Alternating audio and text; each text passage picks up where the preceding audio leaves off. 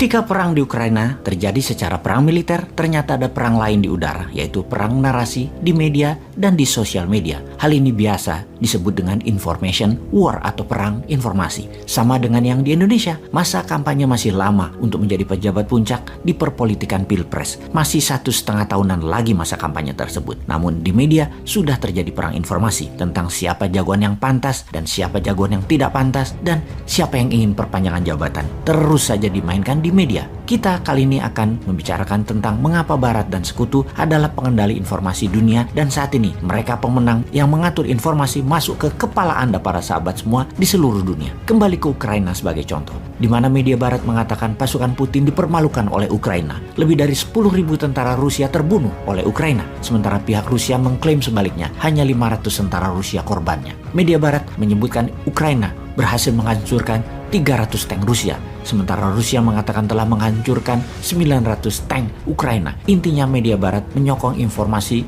kepada rakyat Ukraina dan dunia bahwa Ukraina berhasil mempertahankan tanah air mereka, sementara Rusia menginformasikan kepada rakyatnya pasukan pembebasan Rusia berhasil menaklukkan sepertiga wilayah timur Ukraina yang membuat tanah air Rusia akan terlindungi dari serangan agresi NATO. Sebenarnya berapa besar korban perang dan tingkat kerusakan yang terjadi selama perang di Ukraina hingga saat ini? Tidak ada yang tahu pasti. Tidak ada wartawan di media perang yang dapat memastikan kejadian yang tepat jumlahnya. Tidak ada observer mandiri yang independen di medan perang saat ini. Kita tidak tahu mana informasi yang difilter, mana informasi yang dimodifikasi, terutama di sosial media. Sosial media itu level playing field-nya berbeda karena sosial media tidak lagi netral. Kita membicarakan big giant raksasa media sosial seperti Twitter, Facebook, Google, Apple, di mana mereka mengambil posisi bersekutu dengan pihak Barat. Mereka hanya memperbolehkan narasi yang sejalan dengan Barat dan membatasi informasi yang berlawanan dengan Barat. Sungguh, raksasa teknologi ini telah salah memperlakukan kenetralan media menjadi mengambil posisi sesuai dengan stakeholder mereka, sehingga media dunia berada di dalam satu sisi pandang, yaitu maunya Barat. Mereka menjadi penghakim mana yang boleh disiarkan, mana yang tidak boleh disiarkan, sehingga dapat dipastikan ketika Amerika yang menjadi negara agresor,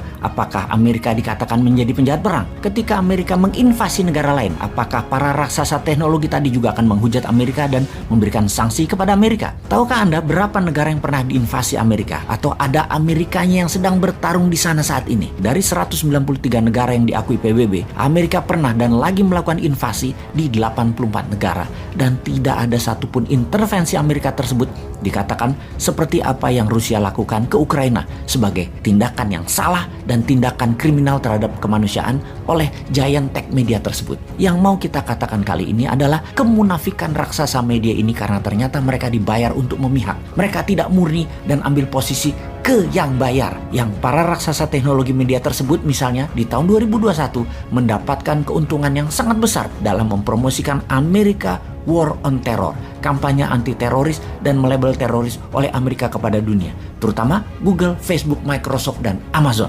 Mereka semua dibayar sekitar 44 billion dolar atau hampir 1/4 APBN Indonesia dari Pentagon dan dari US Homeland Security untuk mendapatkan akses database, penyidikan personal data, hingga penyebaran narasi propaganda. Informasi itu menarget langsung hati dan pikiran dari para pengguna sosial media tersebut. Bayangkan ada 2,7 miliar manusia setiap hari menggunakan Facebook, Instagram. 206 juta manusia menggunakan Twitter setiap harinya misalnya. Dan lihat betapa dahsyatnya efek manipulasi data tersebut di dalam mengendalikan pembicaraan pengguna di sosial media di semua platform raksasa teknologi ini. Para raksasa teknologi informasi tadi saat ini banyak memperkerjakan dan bekerja sama dengan Kementerian Pertahanan Amerika, Departemen Dalam Negeri, Homeland Security, NSA, National Security Agency, dan FBI-nya Departemen Kehakiman Amerika. Ada Jared Cohen dari State Department atau Kementerian Luar Negeri sebagai Ketua Kebijakan Internasional. Sekarang dia aktif di Google untuk Counter Terrorism Tool. Ada Steve Pandelides, bekerja di FBI selama 20 tahun, sekarang juga aktif sebagai Direktur Security di Amazon. Ada Joseph Rozek, bekerja di Kementerian Pertahanan Amerika dan saat ini bekerja di Microsoft sebagai Direktur Homeland Security. Ini hanya sedikit nama yang diekspos, namun ada ratusan nama orang penting lainnya berada di raksasa teknologi ini. Semua itu dipakai untuk memuluskan pemahaman manusia di seluruh dunia akan nation interestnya Amerika dan Barat adalah kebenaran hakiki, adalah pahlawan dunia, dan ini semua untuk kebaikan manusia. Di mana kita tahu ada sebuah quote yang mengatakan siapa yang mengendalikan informasi dialah pengendali dunia. Itulah tujuannya, mengendalikan informasi saat ini. Sahabat, Menimbang dan memperbanyak merenung adalah salah satu cara agar kita tidak termakan propaganda yang bisa memecah belah bangsa dan negara kita ini. Seperti banyaknya narasi kebencian dan pemujaan terhadap satu sisi dan sisi lainnya